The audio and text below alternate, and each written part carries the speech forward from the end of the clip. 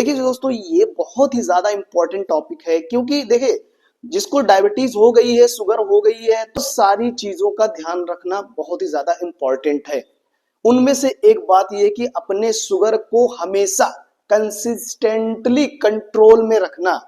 ये ये चीज अगर आप कर ले गए तो आप, हो सकता है कि आपकी डायबिटीज रिवर्स हो जाए। आपकी डायबिटीज रिवर्स भी हो सकती है, यानी कि आपकी डायबिटीज जड़ से भी ठीक हो सकती है, अगर आपने अपने शुगर लेवल को हमेशा कंसिस्टेंटली कंट्रोल्ड में रखा। जब दोस्तों आप अपने डायबिटीज लेवल को, आप अपने शुगर लेवल को हमेशा कंट्रोल में रखते हैं, तो आपकी दवाई की जो डोज दवा दे रहा है, वो उसकी डोज धीरे धीरे कम होती चली जाती है। और उसके बाद एक टाइम ऐसा भी आता है, तो धीरे धीरे क्या होगा, वो डायबिटीज रिवर्स भी हो सकती है, यानी कि वो आपको, आपकी शुगर जड़ से ठीक हो सकती है दोस्तों। तो दोस्तों इसी टॉपिक के बारे में मैं डिस्कस करने वाला हूं कि हम अपने शुगर को लगातार कैसे कंट्रोल रखें, यानी कि लगभग 1 साल, 2 साल, 3 साल तक, 4 साल तक हमेशा कंट्रोल कैसे रखें शुगर लेवल को। और शुगर लेवल को हमें कंट्रोल रखने के लिए किन किन बातों का ध्यान रखना बहुत ही ज्यादा जरूरी है।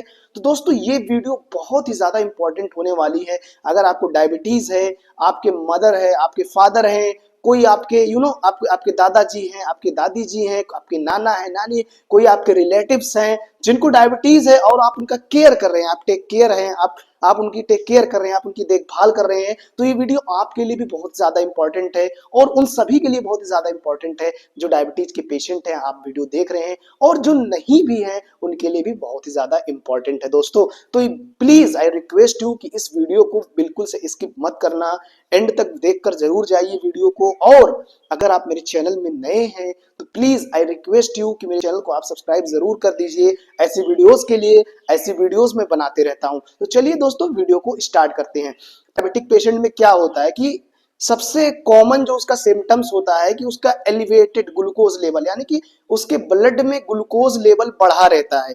अब देखिए दोस्तों, अब यहाँ पे मैं बात करूं तो डायबिटीज दो टाइप की होती है, एक टाइप 1 डायबिटीज होती है। तो 90% पेशेंट ऐसे होते हैं जिनको टाइप 2 डायबिटीज ही होती है। जिसको स्टार्टिंग में ही टाइप 1 डायबिटीज होती है, उसका उसका जो रीजन है ना, उसका रीजन जेनेटिक रीजन होता है या फिर उनको जेनेटिक डिसऑर्डर होता है, तो उसकी तो बात अलग हो गई, उसकी तो बात ही मत करिए, उसकी तो अब हम बात ही नहीं करेंगे। यहाँ पे हम बात कर रहे हैं वो पर्सन जिसको टाइप 2 डायबिटीज हुई है। अब टाइप 2 डायबिटीज 90% लोगों में होती है। पहले हमें होती है टाइप 2 डायबिटीज, उसके बाद जब क्या होता है कि वो डायबिटीज धीरे धीरे क्रॉनिक हो जाती है, धीरे धीरे बढ़ती चली जाती है, शुगर लेवल कंट्रोल में नहीं रहता, तब वो डायबिटीज बदल जाती है टाइप 1 डायबिटीज में। अगर हम टाइप 1 डायबिटीज में डिफरेंस की बात करें, तो टाइप 2 डायबिटीज में क्या होता है कि हमारे बॉडी में इंसुलिन फॉर्मेशन होता है, और हमारे बॉडी में क्या होता है, जो रिसेप्टर हैं, जो इंसुलिन को एक्सेप्ट करने वाले हैं। जैसे अगर इंसुलिन का काम क्या होता है, इंसुलिन का काम है जो हमारे ब्लड में ग्लूकोज का लेवल बढ़ा हुआ है, उस ग्लूकोज के लेवल को सेल तक पहुंचाना, उस सेल के तक पहुंचाना जिस सेल को जरूरत है। बॉडी एनर्जी को ग्लूकोज के फॉर्म में यूज करती है। अब ये जो शुगर बढ़ा है हमारे ब्लड में, तो उस शुगर को ग्लूकोज के रूप में हमारी बॉडी ने यूज कर लिया है ना। अब जो एक्स्ट्रा ग्लूकोज है, वो एक्स्ट्रा ग्लूकोज हमारी बॉडी में एब्जॉर्ब होगा डिफरेंट टाइप की सेल्स में। अब सेल्स में क्या हो गया, इंसुलिन की रेजिस्टेंस आ गई। जब इंसुलिन की रेजिस्टेंस आ गई तो इंसुलिन को ही एक्सेप्ट नहीं कर रहा है सेल, और इंसुलिन ही ग्लूकोज को ट्रैप करता है, पकड़ता है, पकड़ के ले जाकर सेल तक पहुंचाता है। तो दोस्तों यहां पर क्या हो गया, इंसुलिन की रेजिस्टेंस आ गई है, और दूसरा जो इंसुलिन बन रहा है उतना नहीं बन रहा है, यानी कि इंसुलिन का फॉर्मेशन कंप्रोमाइज हो गया। लेकिन टाइप 1 डायबिटीज में क्या होता है, इंसुलिन बिल्कुल से ही नहीं बनता। तो जब इंसुलिन बनता ही नहीं है, हमें इंसुलिन परमानेंट लेना पड़ता है। वो देखते हैं ना, जब उन लोग आप देखते हैं ना जो इंजेक्शन लेते हैं इंसुलिन का, हाँ, 24 घंटे में एक बार या फिर 6 घंटे में एक बार, कोई एक बार लेता है, कोई 2 बार लेता है। तो उनमें क्या है, उनमें ये है कि उनको टाइप 2 डायबिटीज था, लेकिन धीरे धीरे उनकी डायबिटीज बढ़ती चली गई क्रॉनिक लेवल पे, और उन्होंने अपना ध्यान नहीं दिया, जिसकी वजह से वो टाइप 1 डायबिटीज में हो गई, यानी कि इंसुलिन के डिपेंडेंट हो गई। उसको बोलते हैं इंसुलिन डिपेंडेंट डायबिटीज मेलाइटस। और जो इंसुलिन के डिपेंडेंट नहीं है उसको बोलते हैं इंसुलिन डायबिटीज मेलाइटस। और जो नॉन इंसुलिन डायबिटीज मेलाइटस है वो ही है टाइप 2 डायबिटीज मेलाइटस, और जो इंसुलिन डिपेंडेंट है वो टाइप 1 डायबिटीज मेलाइटस। अब इतनी चीजें आप समझ गए होंगे। आपको कंट्रोल करना, तो सबसे पहले आपको अपने खाने में ही चेंज करना है, आपको खान पान ही चेंज करना। देखिए हमें एनर्जी कहाँ से मिलती है, खाने से मिलती है, और खाने पर ही हम डिपेंड है, और खाने से ही तो हमारा ग्लूकोज लेवल बढ़ता है। तो हम क्या खाते हैं क्या नहीं खाते हैं, ये बहुत ही ज्यादा इंपॉर्टेंट है हमारे शुगर के कंट्रोल करने के लिए। क्योंकि जब हम कोई ऐसी डाइट ले रहे हैं जिसमें ग्लूकोज की मात्रा ज्यादा है, तो अब ग्लूकोज की मात्रा ज्यादा है तो जाहिर सी बात है भाई, ब्लड में ग्लूकोज की मात्रा बढ़ेगी। तो हमें सबसे पहले अपनी डाइट को चेंज करना है। अब हमें कौन सी डाइट लेनी है, हमें ऐसी डाइट लेनी है जिसका ग्लाइसेमिक इंडेक्स बहुत ही कम हो। अब ग्लाइसेमिक इंडेक्स भाई क्या है, ग्लाइसेमिक इंडेक्स जो होता है ये होता है कि हमारे बॉडी में शुगर का एब्जॉर्प्शन कैसे हो रहा है। यानी अगर जिस फूड का ग्लाइसेमिक इंडेक्स कम है उस फूड के ग्लूकोज धीरे धीरे टूटेंगे, और वो ग्लूकोज धीरे धीरे टूटेंगे तो वो हमारे ब्लड में धीरे धीरे पहुंचेंगे, तो धीरे धीरे पहुंचेंगे तो हमारे ब्लड में शुगर का लेवल धीरे धीरे बढ़ेगा। लेकिन वहीं अगर जिसका ग्लाइसेमिक इंडेक्स बहुत ज्यादा है या फिर ज्यादा है तो क्या होगा, हमारे ब्लड में ग्लूकोज का लेवल बहुत तेजी से बढ़ेगा। तो दोस्तों लो ग्लाइसेमिक इंडेक्स फूड हमें लेना है, जिसका ग्लाइसेमिक इंडेक्स लो है। फूड है, फ्रूट है या फूड है जिसका ग्लाइसेमिक इंडेक्स 50 से नीचे है तो वो लो ग्लाइसेमिक इंडेक्स में आता है, और जिसका 50 टू 55 लगभग 60 है तो वो मॉडरेट में आ जाता है, और 60 से एबव है तो उसको तो आपको बिल्कुल से ही नहीं खाना है। फूड का भी ग्लाइसेमिक इंडेक्स 60 से ऊपर है उस फूड को आपको बिल्कुल से कभी नहीं खाना है। तो आप क्या करिए, आप गूगल पर जाइए, सर्च करिए low glycemic index food, high glycemic index food, आप चार्ट बनाइए और उस चार्ट के अकॉर्डिंग आप अपनी डाइट को मेंटेन करिए।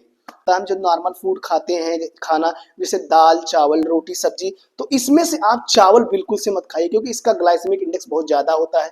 आलू बिल्कुल से मत खाइए, इसका ग्लाइसेमिक इंडेक्स बहुत ज्यादा होता है, क्योंकि आलू और चावल जो है ना ये बहुत ही कॉमन फूड है, ये हर कोई खाता ही खाता है। तो आप आलू मत खाइए और चावल मत खाइए।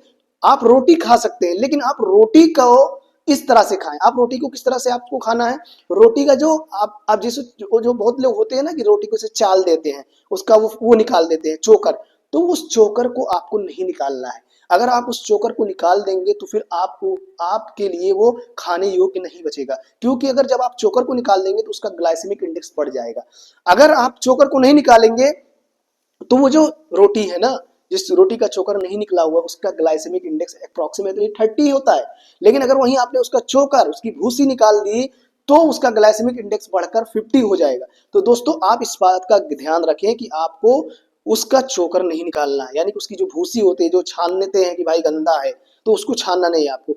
और अब ये चीज होगी, बाकी अब आप क्या करना है, आपको क्या करना, बाकी आप जो है जाकर नेट पर खुद सर्च कर सकते हैं कि लो ग्लाइसेमिक इंडेक्स फूड कौन से हैं। और अगर मैं फल की बात करूं तो फल में मैंगो है, आम जो है, आम का ग्लाइसेमिक इंडेक्स 50 होता है, अप्रोक्सीमेटली 50 होता है, लगभग 50 के करीब होता है। तो आप मैंगो को मॉडरेट यूज करिए, यानी थोड़ा सा आम आप खाइए, ज्यादा आम नहीं खा सकते आप। लेकिन अगर वहीं मैं बात करूं एक ऐसा फल है जो गर्मी के सीजन में ही आता है, वो है बेल। बेल का ग्लाइसेमिक इंडेक्स बहुत ही कम होता है, तो आप बेल का जूस भी पीजिए, आप बेल को भी खाइए। बेल जिसको हम इंग्लिश में बोलते हैं उड एप्पल बोलते हैं। बेल को आप जो है, बेल जो डायबिटीज के लिए बहुत ही ज्यादा फायदेमंद है दोस्तों। बेल का आप इस्तेमाल करिए, बहुत ही ज्यादा फायदेमंद है, और आप इसका भरपूर इस्तेमाल करिए। बेल हो गया, जामुन हो गया, इसको आप कितना भी खा सकते हैं। सेब हो गया, सेब भी आप खा सकते हैं। सिट्रस फ्रूट जितने सारे हो गए, नींबू हो गए, संतरा हो गया, इन सभी चीजों का आप इस्तेमाल कर सकते हैं। लेकिन अगर मैं बेल और जामुन की बात करूं तो ये दोनों फ्रूट आप कितना भी खाइए कोई असर नहीं पड़ेगा, आपका जितना खाएंगे आपका फायदा ही फायदा है। बाकी जितने सारे फ्रूट हैं, सेब है, ऑरेंज है, ये सब चीजें आप लिमिटेड, इसको भी आप ज्यादा खा सकते हैं लेकिन फिर भी आपको एक लिमिट रखनी पड़ेगी। लेकिन अगर मैं मैंगो की बात करूं, वाटरमेलन की बात करूं, वाटरमेलन तो आपको बिल्कुल से नहीं खाना है। पाइन एप्पल और वाटरमेलन आपको बिल्कुल से ही नहीं खाना, क्योंकि इसका ग्लाइसेमिक इंडेक्स बहुत ही ज्यादा होता है, अप्रोक्सीमेटली 60 होता है। तो इन दोनों फूड को तो आपको बिल्कुल से नहीं खाना। तो दोस्तों ये बात होगी ग्लाइसेमिक इंडेक्स की। बाकी आप जाकर ग्लाइसेमिक इंडेक्स के बारे में आप पढ़ लीजिए, गूगल पर सर्च करके चेक कर लीजिए वो कौन से ऐसे फूड है जिनका ग्लाइसेमिक इंडेक्स कम होता है। आप खुद भी जाकर इसको एक्सप्लोर करिए, आप खुद भी जाकर इसको स्टडी करिए। और मैं अब दूसरी बात करें तो सबसे ज्यादा जरूरी है लाइफस्टाइल में सोना उठना। कितना सोना है, कितने बजे सोना है, कब सोना, अब रात में जल्दी सोना है आपको और सुबह जल्दी उठना है, और सुबह जल्दी उठकर आपको क्या करना है, योगा करना है, एक्सरसाइज करना। अब योगा एक्सरसाइज सबसे बेस्ट ट्रीटमेंट है डायबिटीज का। वो दवा आपको उतनी काम नहीं करेगी जितना आपका योगा एक्सरसाइज ये सब काम करने वाला है। क्योंकि क्या होता है डायबिटीज में, इंसुलिन की रेजिस्टेंस आ गई है। अब इंसुलिन की रेजिस्टेंस आ गई है तो हम क्या करेंगे, अपने सेल को एक्टिवेट कर रहे हैं कि कैसे, योगा के थ्रू, एक्सरसाइज के थ्रू। तो क्या कर रही है हमारी बॉडी की जो इंसुलिन सेंसिटिविटी है, इंसुलिन सेंसिटिविटी बढ़ेगी, और जब इंसुलिन सेंसिटिविटी बढ़ेगी तो जो रेजिस्टेंस हो गए हैं सेल, वो रेजिस्टेंस धीरे धीरे कम होता चला जाएगा। तो दोस्तों एक्सरसाइज बहुत ही बड़ा फैक्टर है शुगर को कंट्रोल रखने में, डायबिटीज को कंट्रोल रखने में। अगर आपको डायबिटीज को कंट्रोल करना, आपको अपनी डायबिटीज को रिवर्स करना है, तो सबसे ज्यादा इंपॉर्टेंट है एक्सरसाइज, रात में जल्दी सोना, सुबह जल्दी उठना, सुबह में उठकर एक्सरसाइज करना, उसके बाद इवनिंग में थोड़ा वॉकिंग करना। वॉकिंग अप्रोक्सीमेटली 5 किलोमीटर तक आप वॉक करिए, और उसके बाद आ जाता है आपका डाइट, जो मैंने आपको बता दिया। ये रहा आपके लिए वीडियो, इतनी चीजें आप फॉलो करिए, आपको डायबिटीज तो कंट्रोल में रहेगी, लेकिन